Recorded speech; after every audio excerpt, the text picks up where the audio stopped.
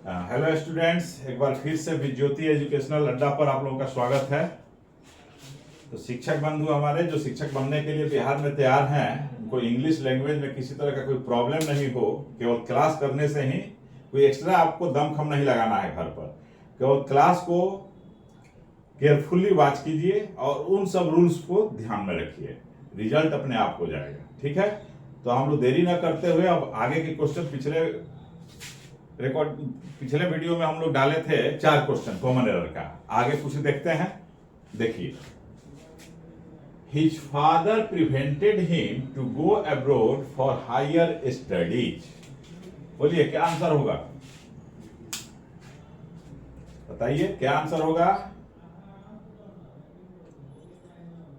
देखिए क्या होगा, ये देखिए यहां पर प्रीपोजिशनल एरर है, यहां टू गो गलत है, क्योंकि आप जानते हैं कि अगर नहीं जानते हैं तो ये जानिए कि जब वर्ब प्रिवेंट या प्रोहिबिट लग जाता है तो इसके बाद फिक्स्ड प्रीपोजिशन फ्रॉम का प्रयोग होता है। किसका प्रयोग होता है? फ्रॉम का। ठीक है, तो यहां पर गलती क्या होगा, आपका आंसर क्या होगा? सी। जैसे हम कहते हैं कि जब फ्रॉम लगेगा तो यह भी ध्यान दीजिएगा कि आगे जो वर्ब आएगा वह V4 फॉर्म में आएगा, क्योंकि टू के बाद V1 आता है, लेकिन टू छोड़ करके कोई दूसरा प्रीपोजिशन आ जाता है तो उसके साथ वर्ब का चौथा फॉर्म आता है। और यहाँ फिक्स्ड है कि प्रिवेंट के साथ कौन सा प्रीपोजिशन आएगा? फ्रॉम आएगा। इसलिए सही होगा his father prevented him from going abroad. यहां पर क्या हो जाएगा? फ्रॉम गोइंग, तब जाके आपका वाक्य सही हो जाएगा। तो ये फ्रेज इंप्रूवमेंट में भी आ सकता है, तो इस चीज को ध्यान में रखेंगे कि इसको अंडरलाइन करके 4 तरह से 3 तरह से 4 तरह से आपको ऑप्शन मिलेगा, उसमें एक सही होगा जहां की फ्रॉम गोइंग यानी फ्रॉम प्लस V4 रहेगा। ठीक है, ऐसे डिटेल्स में हम लोग प्रीपोजिशन चैप्टर में और सब बातों को डिस्कस करेंगे, लेकिन अभी जो पूछा जाने वाला सवाल है उसी पर हम लोग फोकस कर रहे हैं। ठीक है, अब देखिए अगला क्वेश्चन देखिए, a lot of food we serve are wasted. Is it right? सही है। क्या होगा? फूड्स होगा, फूड अनकाउंटेबल नाउन है। तो देखिए एक फ्रेज है ए लॉट ऑफ या लॉट्स ऑफ, इसके बाद जब अनकाउंटेबल नाउन आता है तो सिंगुलर वर्ब आएगा, क्योंकि अनकाउंटेबल नाउन के साथ सिंगुलर वर्ब का प्रयोग करते हैं। सब्जेक्ट वर्ब एग्रीमेंट चैप्टर से रिलेटेड है। तो यहां पर आंसर आपका होगा डी। आर वेस्टेड की जगह क्या होना चाहिए? इज वेस्टेड, तब जाके सही होगा। ओके, कोई दिक्कत नहीं। तो चलिए आगे देखिए, next question 7 number. He tried to run away but was soon overtook by some policemen. वह भागना चाहा, लेकिन शीघ्र ही जो है कि किसके द्वारा ओवरटेक कर लिया गया? पुलिसमैन के द्वारा। तो यहां पर ओवरटूक नहीं है, पैसिव वॉइस में, और पैसिव वॉइस में वर्ब का हमेशा तीसरा फॉर्म प्रयोग होता है, पास्ट पार्टिसिपल फॉर्म। तो ओवरटेक, ओवरटूक और ओवरटेकन, यानी यहां पर क्या होगा? ओवरटेकन, तब जाके वाक्य सही हो जाएगा, क्योंकि वाक्य है किस में? पैसिव वॉइस में। और पैसिव वॉइस में ऑक्सिलरी वर्ब के बाद मेन वर्ब का ऑलवेज पास्ट पार्टिसिपल फॉर्म यानी V3 फॉर्म प्रयोग किया जाता है। तो यहाँ गलती यहाँ पर सी होगा। आपका आंसर यहाँ पर क्या होना चाहिए? सी होना चाहिए। ठीक है, क्लियर? हाँ, वॉइस में हम लोग डिस्कस करेंगे इसको डिटेल्स में, लेकिन यहाँ आप यह समझिए कि बाई सम पुलिसमैन, कुछ पुलिसमैन के द्वारा पीछा किया गया, नहीं उसको पकड़ लिया गया, तो क्या होगा? ओवरटेकन हो जाएगा। नेक्स्ट क्वेश्चन देखिए, what is the name of the Swami whom autobiography impressed you so much? बोलिए क्या होगा आंसर? बोलिए क्या होगा? whom ऑटोबायोग्राफी, तो सी आपका आंसर यहां पर होना चाहिए, क्योंकि whom यहां पर ऑब्जेक्टिव केस है और यहां पर आया है ऑटोबायोग्राफी एक नाउन। तो जब नाउन आया है तो यहां पर यह जो भी आएगा प्रोनाउन पजेसिव केस में आएगा, यह पजेसिव एडजेक्टिव के फॉर्म में आएगा, यानी ये इंट्रोगेटिव प्रोनाउन है जो कि सॉरी रिलेटिव प्रोनाउन है जो कि पजेसिव केस में आएगा, और हु नॉमिनेटिव होता है, हुम ऑब्जेक्टिव होता है और हुज पजेसिव हो जाता है। जिसका ऑटोबायोग्राफी, यहाँ हुम की जगह पर क्या होगा, हुज होगा। ऐसे इसके बारे में थोड़ा सा आप लोगों को बतला दे कि ट्रिक कि कैसे आप समझिएगा कि हुम होगा कि हु होगा कि हुज होगा। ठीक है, पहले लिख लीजिए, इसको स्क्रीनशॉट ले लीजिए। ठीक है, तो इसको हम समझा रहे हैं, जरा से देखिए, क्योंकि इससे रिलेटेड क्वेश्चन एक रहेगा, चाहे फिल इन द ब्लैंक्स में हो, फ्रेज इंप्रूवमेंट में हो, या फिर कॉमन एरर के रूप में हो।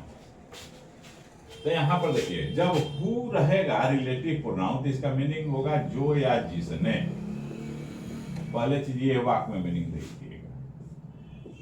हुम अगर रहेगा रिलेटिव प्रोनाउन तो इसका मीनिंग होगा हिंदी में जिसे या जिसको,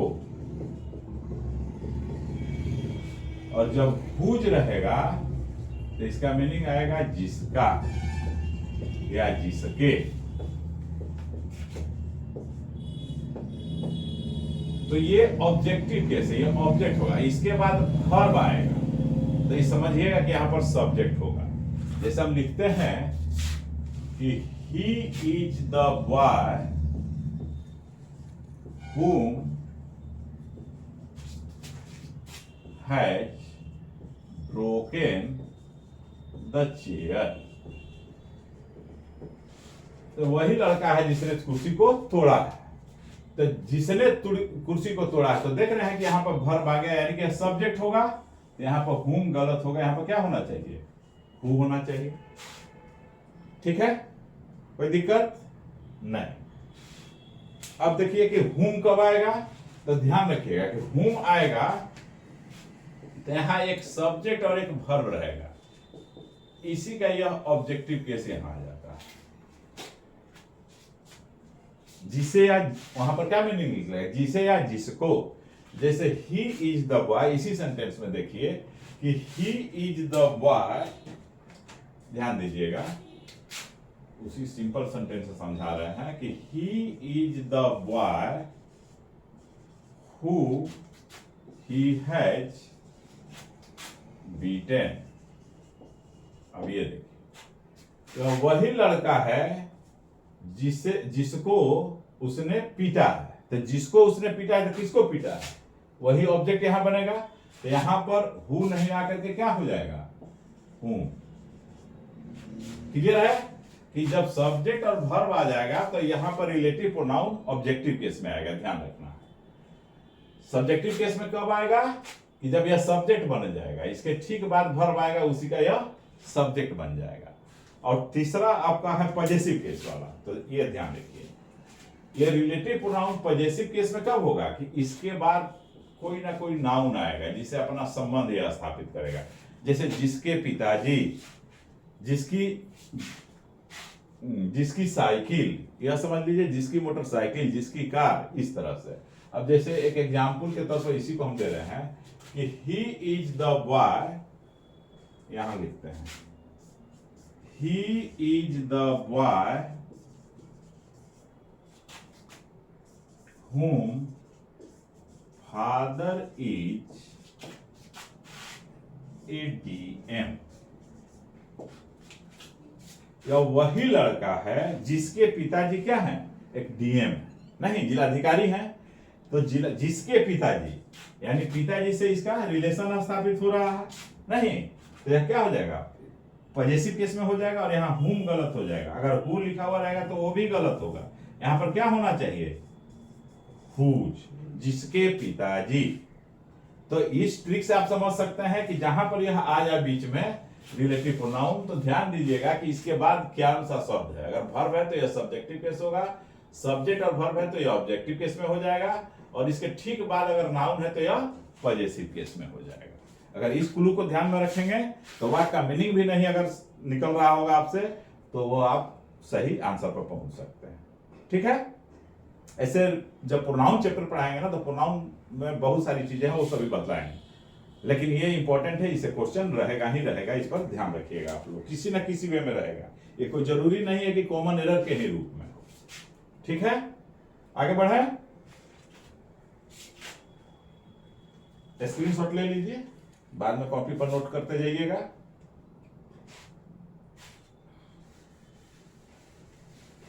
अब देखिए नेक्स्ट क्वेश्चन क्या है।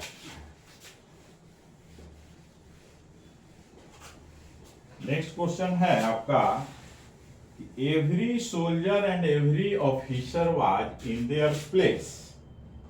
बोलिए क्या होगा आंसर? सी। क्या होगा सी की जगह? वाज की जगह वेयर कर दें, गलत हो जाएगा, क्योंकि ध्यान रखिएगा कि ईच, एवरी, ये भी मान लीजिए कि आइदर नाइदर भी रह सकता है इसके जगह पर। आइदर नाइदर को इधर निदर भी प्रोनाउंसिएशन होता है, तो दोनों सही है। तो ईच, एवरी, आइदर नाइदर के बाद हमेशा सिंगुलर काउंटेबल नाउन आएगा, ये ध्यान रखिएगा। और जो वर्ब होगा वह भी क्या होगा? सिंगुलर ही होगा। और इसके लिए अगर किसी दूसरे केस में प्रोनाउन प्रयोग करना हो, जैसे यहां पर देयर आया है पजेसिव केस में, तो वह भी सिंगुलर ही होगा। तो देखिए अब क्वेश्चन, ये चाहे एंड से जुड़ा कितना हूं क्यों नहीं हो, कितना हूं, ये ईच नाउन प्लस एंड से